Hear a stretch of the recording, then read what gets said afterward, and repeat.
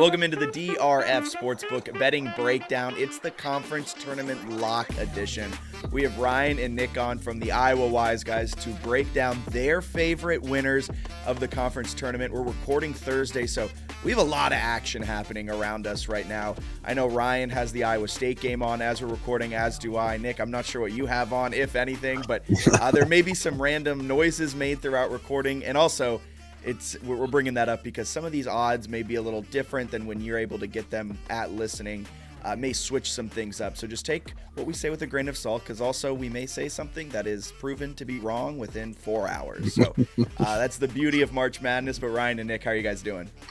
Great. Doing great, Jack. Yeah, last week our parlay didn't go so well, huh? 3-0, I thought. No. Oh, yeah, I don't know. There was, yeah. I guess technically it went great. If you faded us on every one of those picks, you were cashing in big time with that 3-leg parlay. But yeah, that was rough.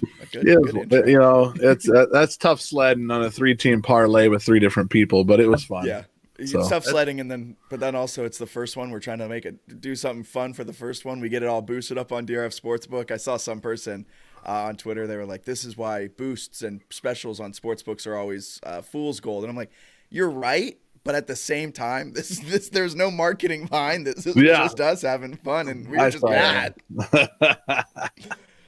All right. Let's see if we can piss off some more people. Yeah, we got 3 conferences. We all have a different pick from each conference. A little bit of Power 6 action. We got a little mid-major action. But I think all 3, they're solid value. Me personally, I may not agree with all 3, but should be some good picks here. Ryan, if you want to start us off, who is your pick and why? And then Nick and I will kind of dissect it if we're riding it with you. Sure. I'm going to take a school from the Midwest that, man, it'd be fun to see them land in Des Moines for the big dance. The Creighton Blue Jays, a Midwest team that plays in the Big East that I think is set up for a big tournament run. Nick and I talked about it on the podcast this week, Iowa Wise Guys. You can find it on any platform. We talked about Creighton, how they've got, I think, Nick, 5 guys, right, that score in double digits. They got a great defense. McDermott's a good coach. And I think they're ready for a big run. They finished, I believe, 3rd in the regular season in the Big East. They're the 3 seed in the tournament. But I like where they sit in the Big East bracket, too. You got to look at these brackets when you bet on these conference tournaments, and they avoid UConn and Marquette until the championship game. I just love the way it sets up for Creighton. Yeah, I agree. I like Creighton, too. We talked about this the other night, Ryan. 5 guys, I think all 5 starters average in double digits, a top 10 defense. Yeah, there's, if you look at Creighton's schedule and their performance this year, if you take away the first 5 or 6 games of their conference schedule, when they really had a downward slide, they dominated the conference after that first, 2-3 weeks. So I like Creighton. That's a good pick. I like that a lot. Yeah, Creighton, personally, within the Big East, I've bought into the Shaka Smart magic up there at Marquette. I love what he's able to do with mid-majors. So they're my pick out of the Big East. But Creighton, the way they've been able to kind of weather the storm in the conference, and then Kalkbrenner, I think I'm pronouncing his name right. He had that terrible injury last year right around this time that dashed all of their conference tournament and then NCAA tournament hopes, but he's back and healthy. Creighton's a legit team, and they may be a sneaky Sweet 16 pick too. Yeah, they're hungry, like you said. And, Marquette, as we're recording right now, is struggling with St. John's. I think Marquette is probably going to hold on and win, but, Marquette won the regular season. I just, you don't find it very often where, the same team wins the regular season and the tournament. So, yeah. And again, Marquette's got to deal with UConn on their side of the bracket. So, the team on Creighton's side that does concern me a little bit is Xavier. But again, I like Creighton. They're a great value. Again, the number, just to remind people, it'll change. But before the tournament started, we talked about it. It was plus 275 is what Creighton was prior to the conference starting to win the Big East. But there will still be value after it opens up again tonight. Who do you think they're facing off with in the championship? UConn. I think UConn makes a little run on their side of the bracket. UConn is actually odds-wise, the books have UConn as the favorite to win the Big East, which surprised me a little bit. I think they've been overvalued a little bit. UConn has, and then again, like I mentioned, Marquette already has the regular season, championship. So I think it's fitting for Creighton then to win the tournament. I see it happening. Yeah, the top of that conference tournament is loaded. That is not a fun part, and that I'm glad you brought that up because that's something I want to bring up when I touch on my lock. But first, we have Nick's lock. Who do you got, Nick? I got Miami in the ACC. I know the ACC isn't as attractive as it once was, but for many of the same reasons, it's not, right? Let's call a spade. But when you look at the many of the reasons that Ryan addressed with Creighton, a lot of the same things apply to Miami, right? Miami has several players that average in double digits, that they don't have one guy that really has to handle the ball and score for them on any given night. A different guy can take over. They're tough defensively, and I think their bracket lines up for them, right? They were the number 1 seed. They were the ACC champion, but however, they're the third shortest odds to win the tournament. Duke is the favorite. Duke's coming into the tournament hot, winning 6 of their last regular season games going into this tournament. Obviously, Virginia sitting there. Those guys are on the outside of the bracket. You got Miami sitting up there alone. I think they have the easier, if you will, road to the championship game, and there's a lot of value there. Prior to the tournament, you could get them at plus 340. I don't know what they'll be after today, but right now they're winning, so I think they'll be obviously shorter odds, but I like Miami to come out of this. Wake Forest has actually come back and made this a tight ball game. I got it on, yeah.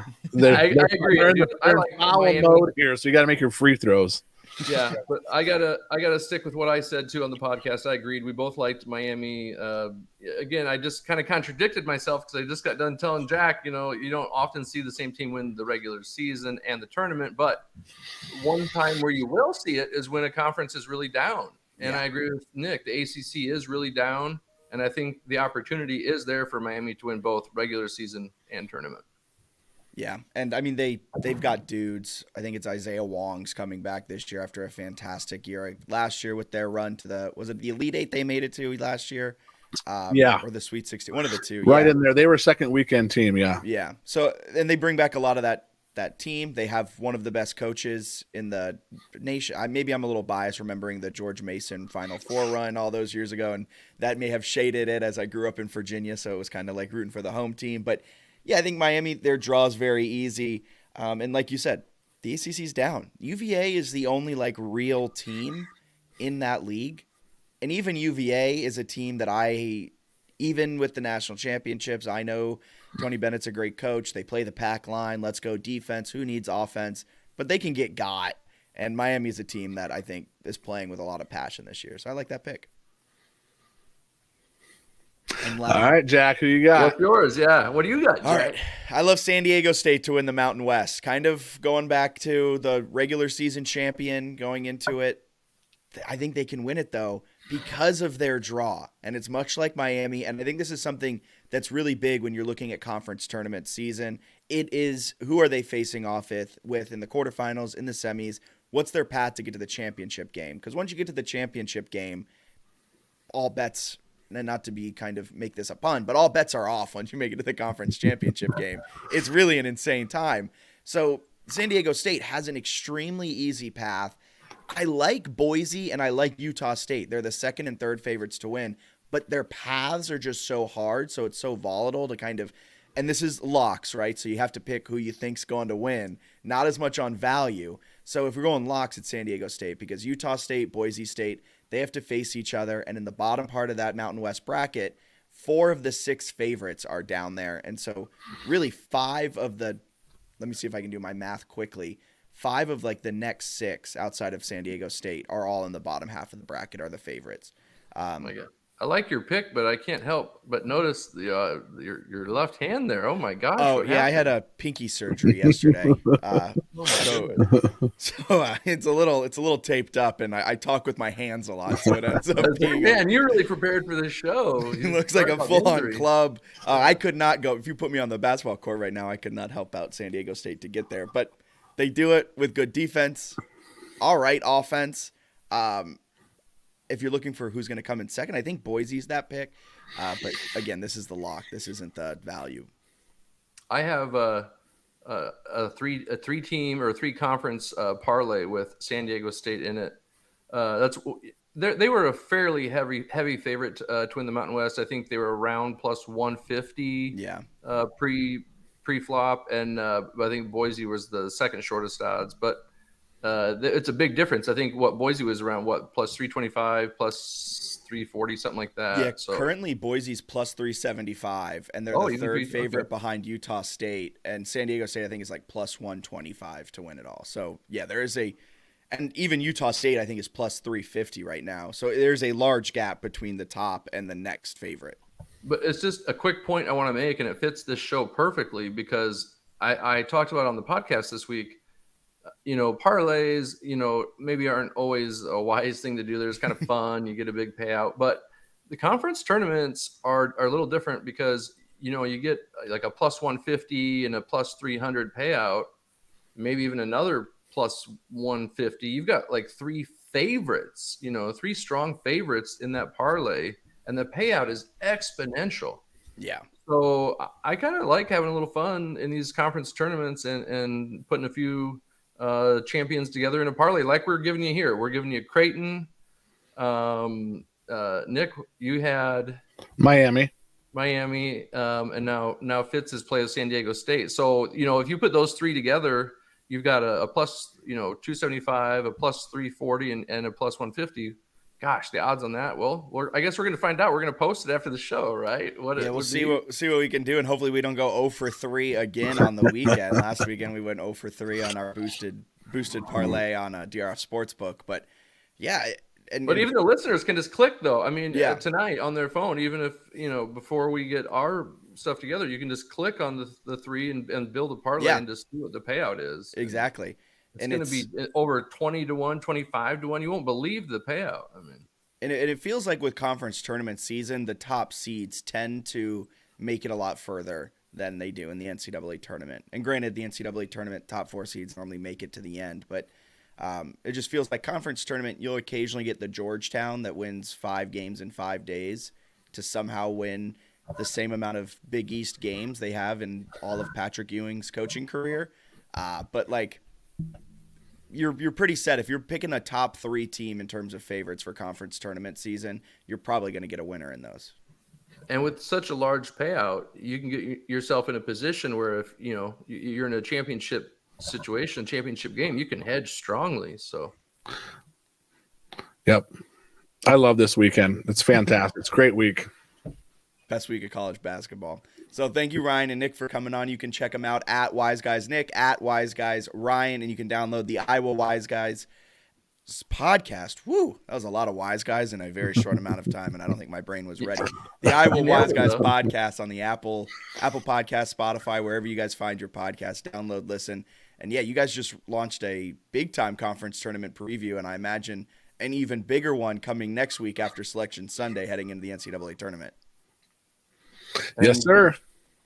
Go Cyclones, up 10 with 3.5 to go, baby. Woo! Wow. Quite a turnaround. Quite a turnaround there in the second half. And that's how we'll end it. I love it.